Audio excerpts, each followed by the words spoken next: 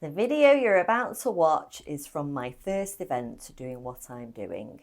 It was in February at the Rosemary Douglas MBS, and I did it really quietly as a soft launch. I spoke on both days to probably close to 300 people, so not that quietly. However, the room was packed and I was overwhelmed by the response. Not everyone could even fit in the room on the second day, so it's quite amazing. The talk I recorded that you're about to watch will hopefully explain what I do in detail and help you to understand some of the ways that what I do can help you in your own lives.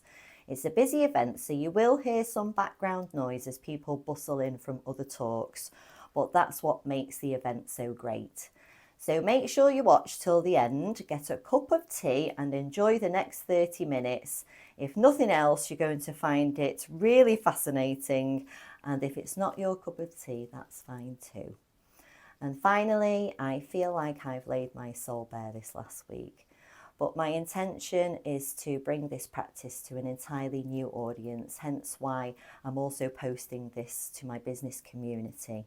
So if you can show your support in any way with a like or a comment, I'd really appreciate it, and I'd love to hear your thoughts. Thanks for listening.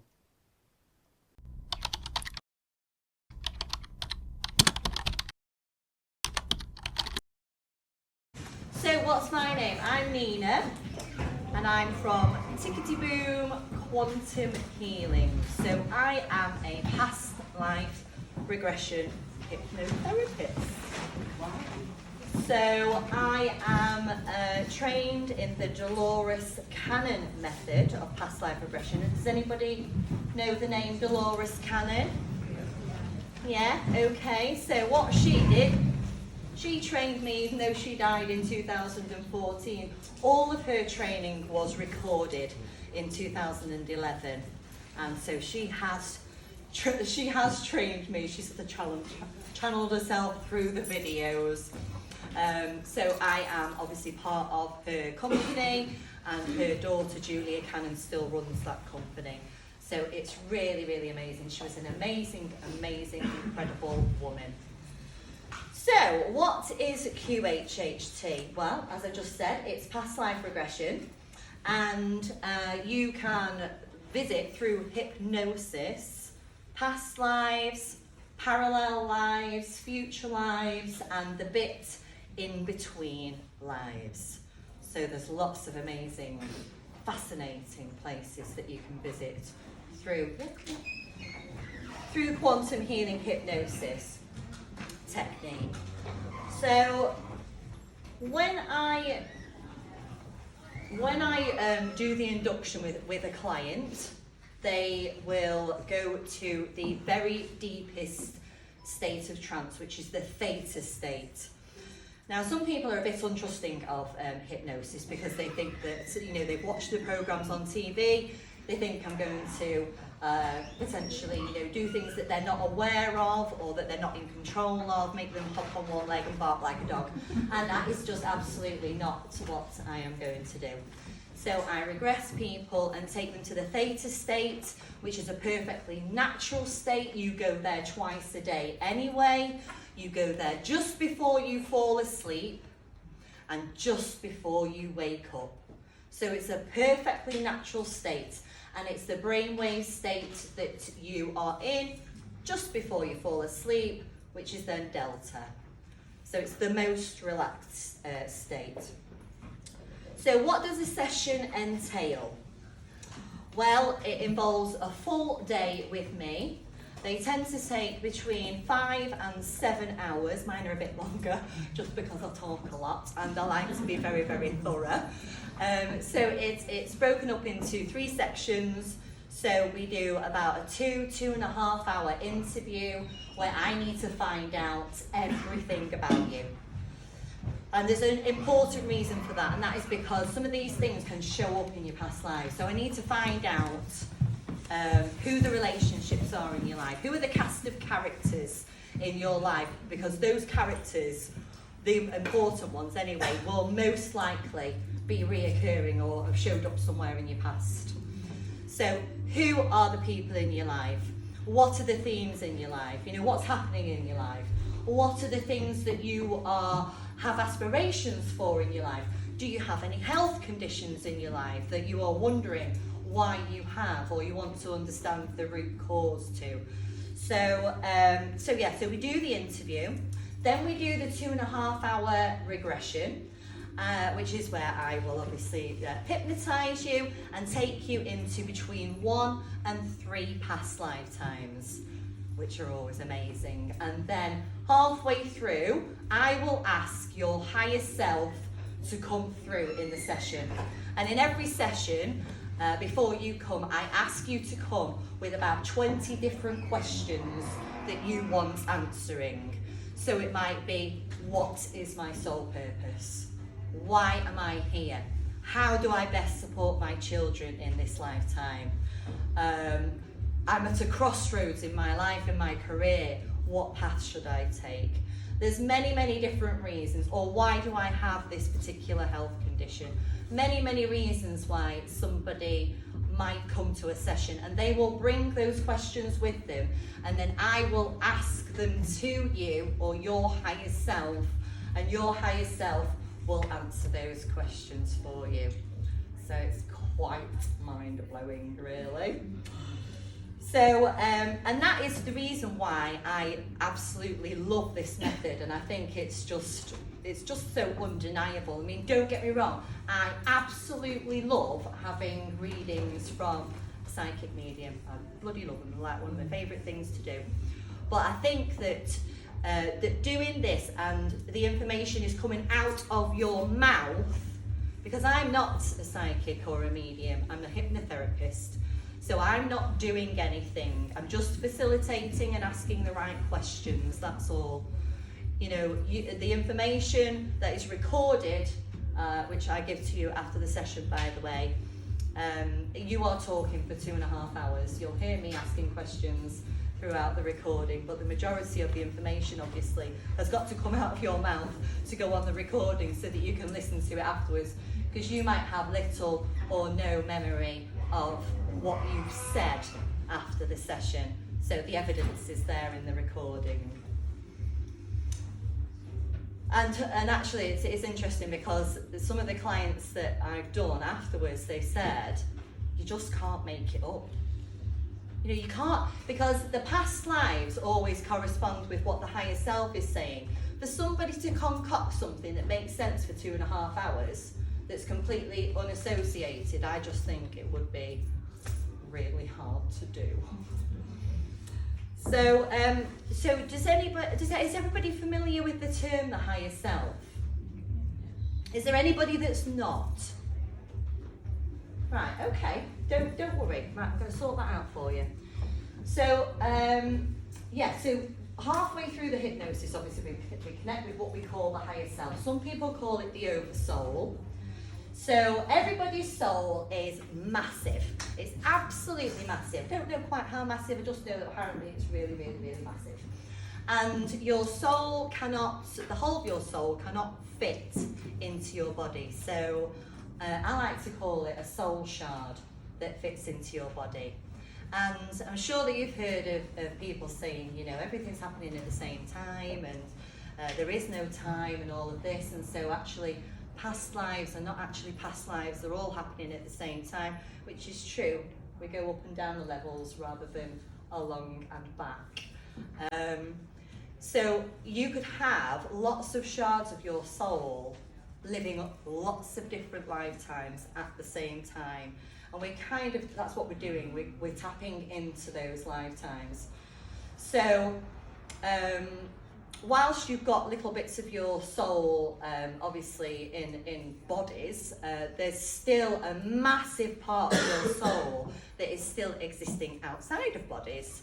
And that is the bit that is still connected to God or Source or everything else that you might, however you like to, think of that. So everybody's bubbles, if you imagine them as souls or bubbles, all overlap. And when we're talking about collective consciousness and unity consciousness, when all of those bubbles overlap, we're talking about that energy or that information, that wisdom is transferred then throughout the collective. And that is the information that we are tapping into when we connect with the higher self, which is why they are so wise, which is why the information that comes through in a QHHT session when we're talking to the higher self is so profound, because it comes from a collective wisdom and a collective knowledge and information. So who is Dolores Cannon? A lot of people have been to my table, and I've asked you, some of you know who she is. So this is her method. She was an American lady. She was a normal hypnotherapist in the 1960s, and she did normal hypnotherapy, stop smoking, lose weight, that kind of thing. And then she got into past life regression. Just normal, just going to past lives. And then she started doing sessions, and things started going a bit weird, and she accidentally ended up at the point in between lives, and this kept happening, and the people kept describing the same places over and over again. So we're talking about the bit you want to call heaven, the bit in between lives, after you've died and before you go into your next life, you are somewhere, and there's places in this somewhere or heaven, and everybody is describing the same places, whether it's the healing place, the hall of records, the garden, the library, the tapestry of life. They're all describing the same places. So Dolores has written about 20 books.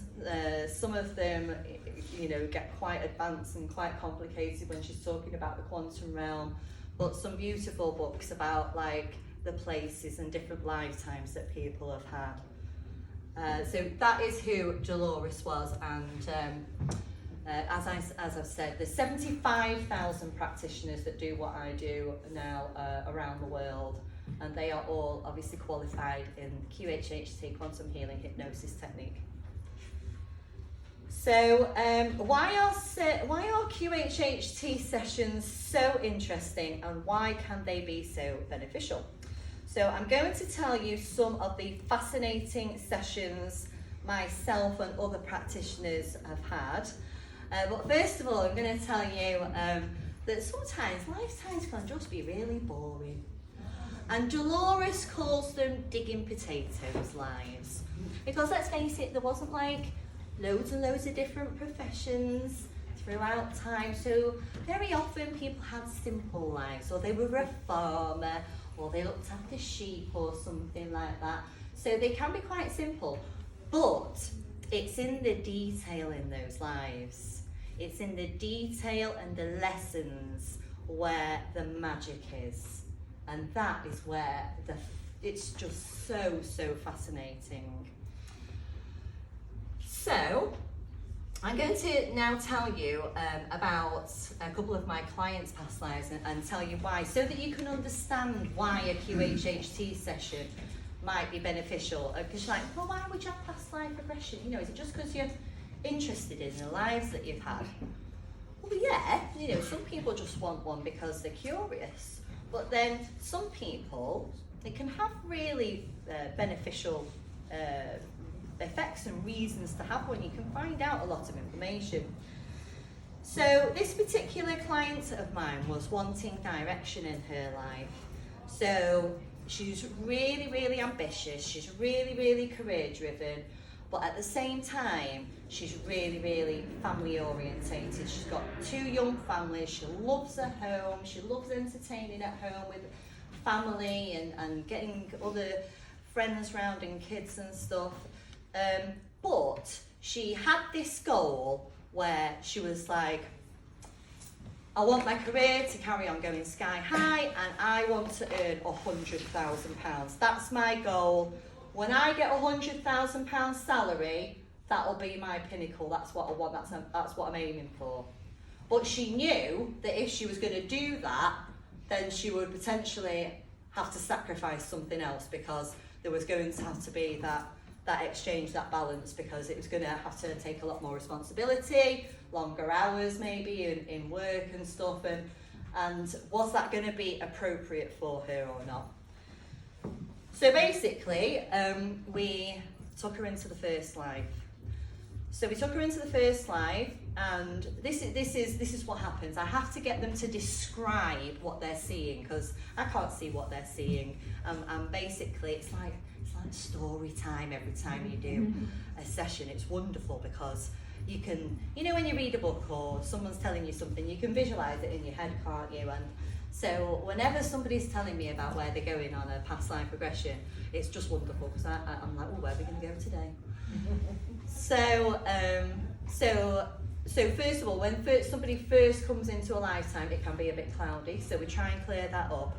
And she saw dirty little feet, dirty little boy feet, and they were her feet.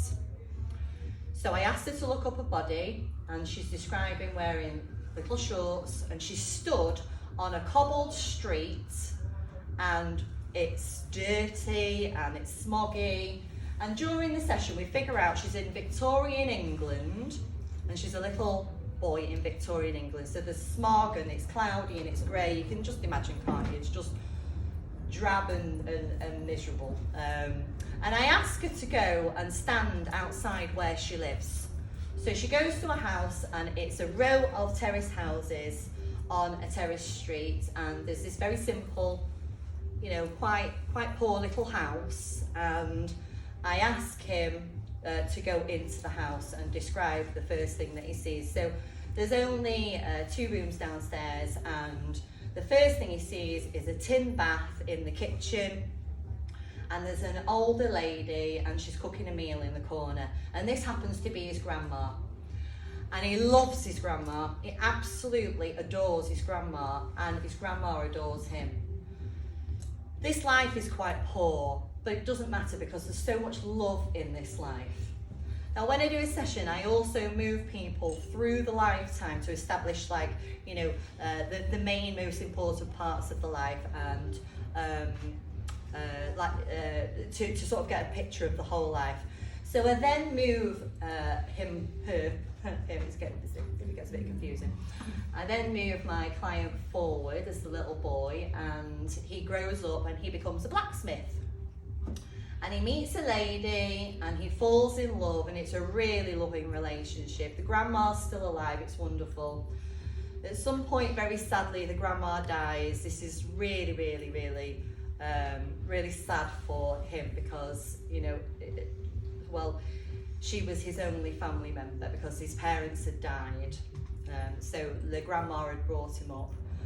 And then his wife goes on to get pregnant. And then very sadly, she and his first daughter die in childbirth as well. So those aspects of the life were very, very sad. But the important and overwhelming feeling of the whole lifetime was that he knew great love in that life. Then we move into the next life, and this one we establish again by looking at the ground that we're somewhere very sandy. It's a completely different place, it's hot. And it's somewhere either Egyptian-y, Arabian-y, it's over in the east somewhere.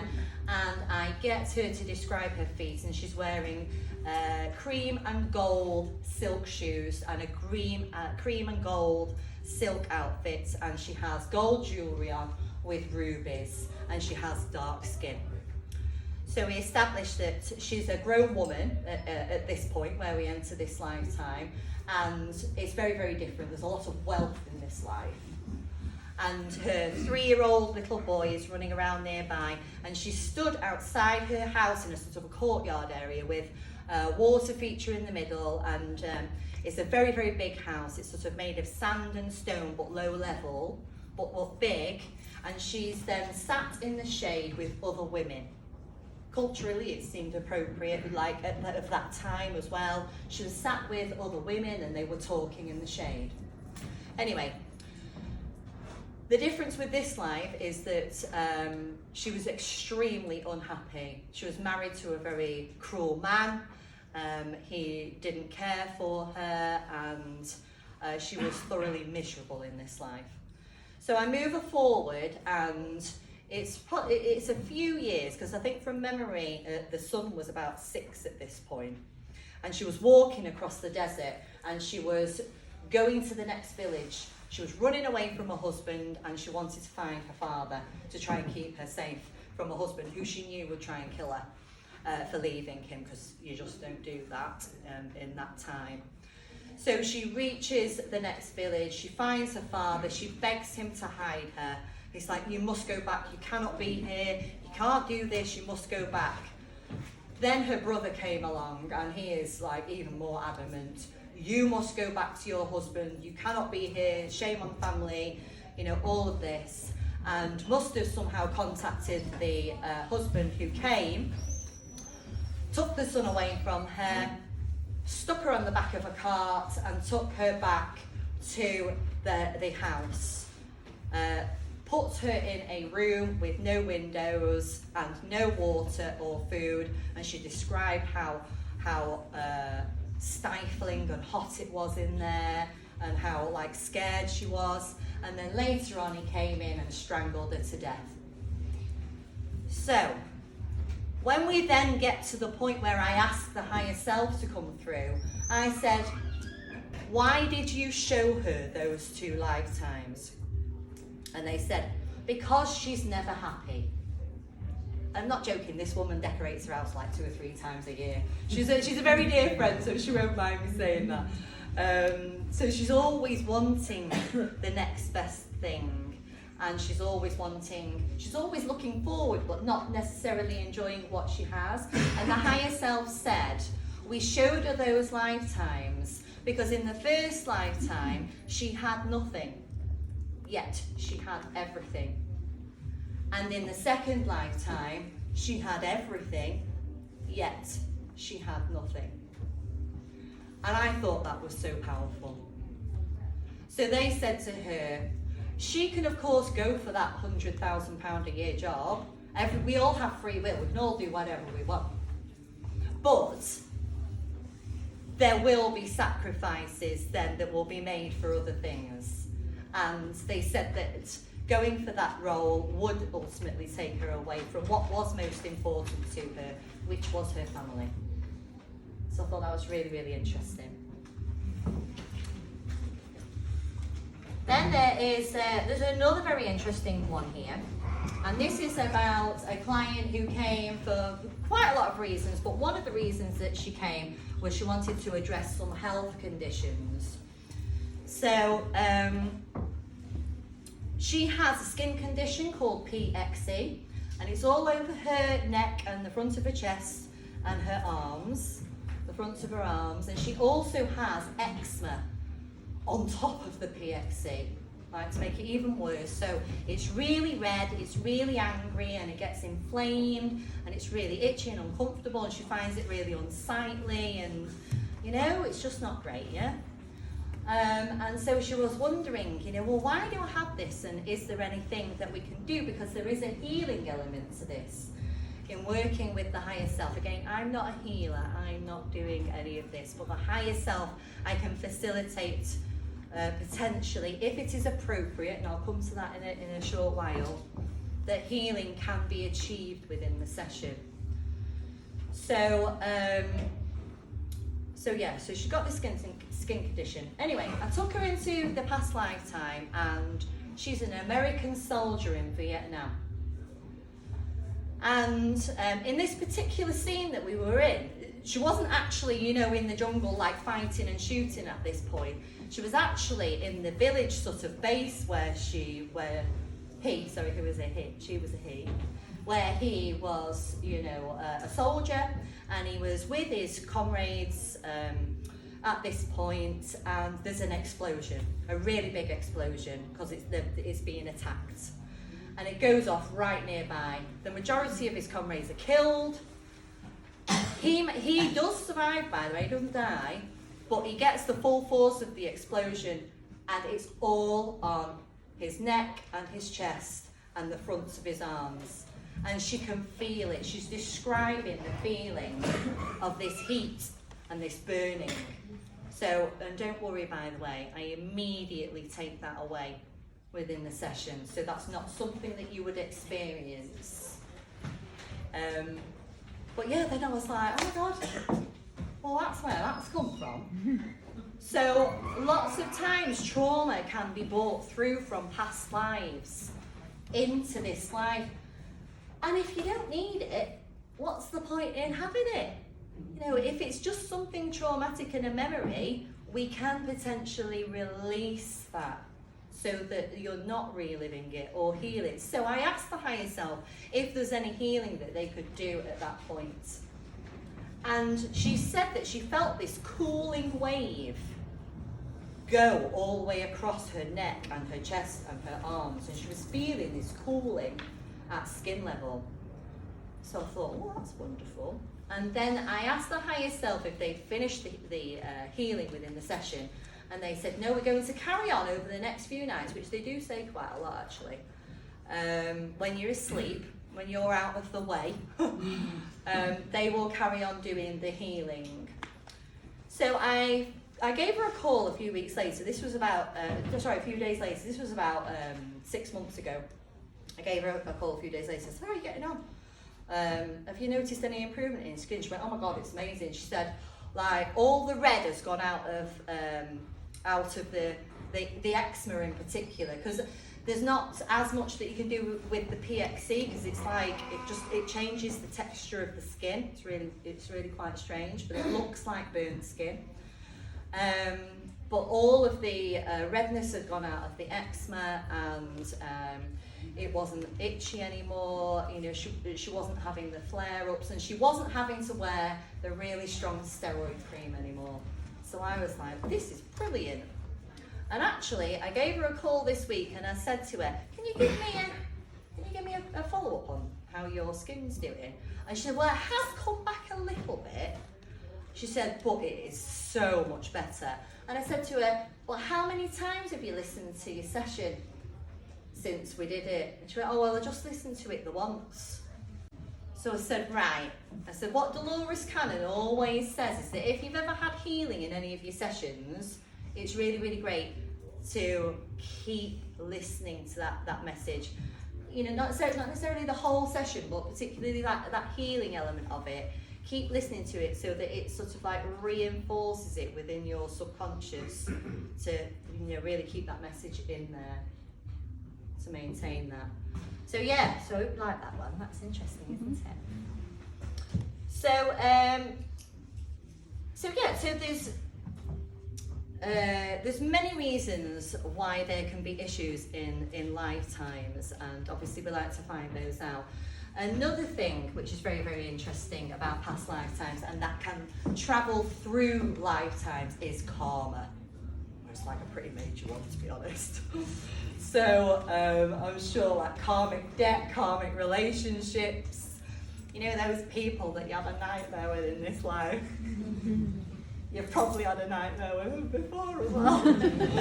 So you come in here because Earth is a school. You need to be learning your lessons, you need to be trying to figure that out with people, or put your boundaries in place. Whatever it is that you need to achieve and learn within your lifetime. So karma is another very, very interesting thing about past lifetimes. And I'm going to tell you a really super interesting thing about karma, and it's actually a session that Dolores did with somebody. So somebody came to her that was born blind, and they said to her, Dolores, I want you to heal my sight, which, believe it or not, is potentially doable if it's appropriate and by somebody as amazing as Dolores. I'm not going to say that I can achieve anything like that, but she was an amazing lady. So this lady came to her that was born blind and said, I want you to heal my sight. And they got to the higher self bit, and Dolores said, you know, well, we want you to heal the sight. And the higher self said, no, we can't do that. And Dolores said, well, why? And they said, because in a past lifetime, she was some sort of ruler in ancient wherever, and her favourite punishment was to gouge people's eyes out. So, karma always has to be repaid. There always has to be balance. Now, there is no hell and there is no punishment. So we're not saying that this lady had to come into this life blind as a punishment.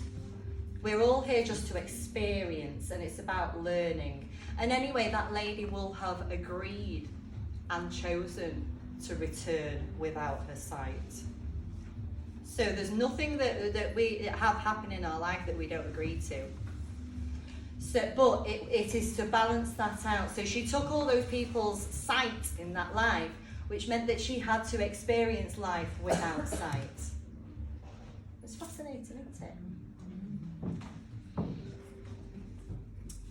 So, as I said, Earth is a school. There's no right or wrong, and it's simply lessons along the path of learning and ascension, and to experience, and for all that information to go into the collective. So it's really, really great. And at the end of everybody's life, and I'm sure that you've heard the near-death experience people say that their life has flashed before their eyes. And that is because you do a life review. So we do all of these learning and these lessons here, and then it's like, well, you know, what do we do with it all at the end of it? So you do a review to figure out whether you've done really well at it or not. And all of this information is kept somewhere. Who's heard of the Akashic Records?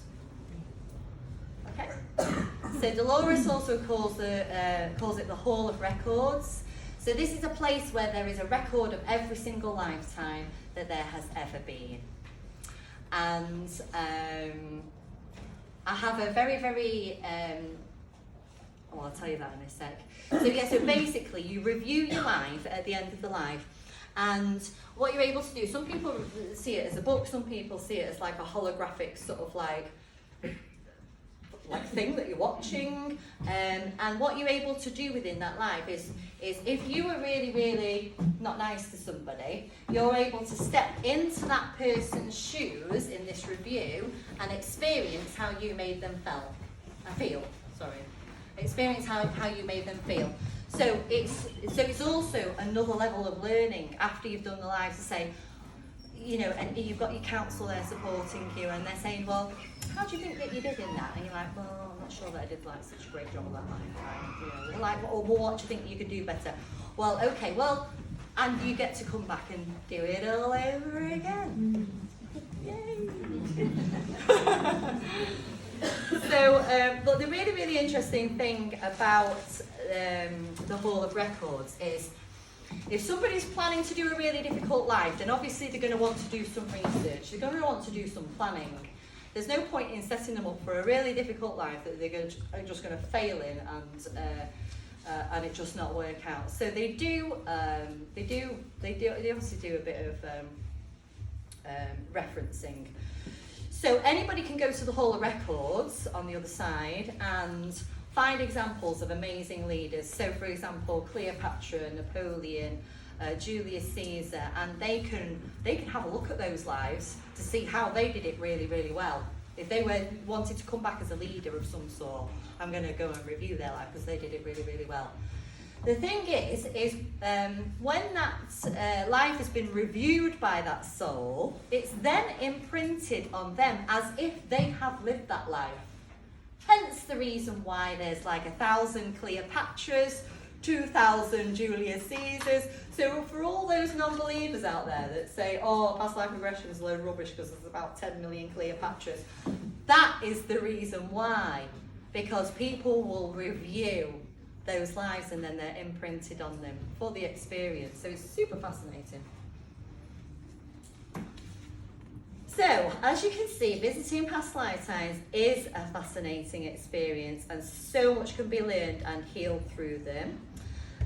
You can even have loved ones come through when speaking to the higher self, so I've done that quite a few times, where loved ones have come directly through, and other higher beings and ascended masters, so it's like super interesting.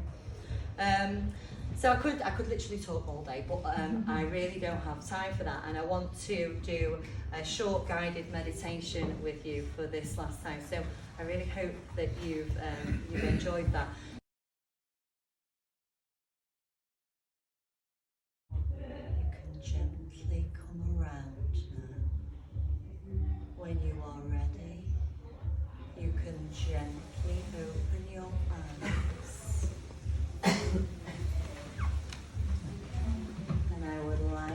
to take this beautiful, relaxing energy with you. I hope it stays with you all day.